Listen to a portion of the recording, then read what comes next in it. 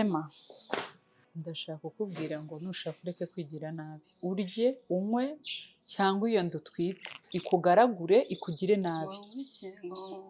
Wenda ntwite. Iyo nda utwite nyine uso yatekereza ko ninde wakubwiye ko ngiye ntwite? Mva nkubwire Emma.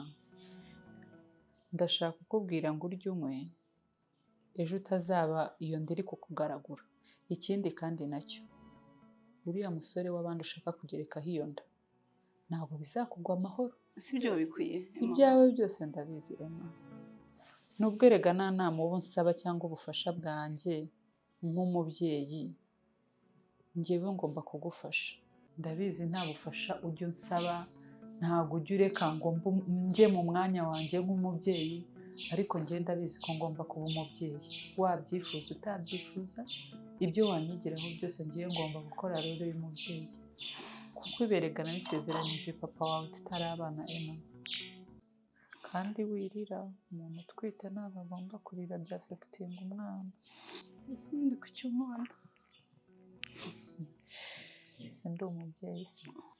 Kangiye mu gishoboka cyose kugira ngo ndebe ko nino ndakarira ukagenda ukamva iruhande. Mbabarire na David nzakamusaba imbabazi, ariko ibintu byo ntakunze ukuntu nabivuga. Nabisezeranyije papa wawe Emma. Ngomba kukuba hafi.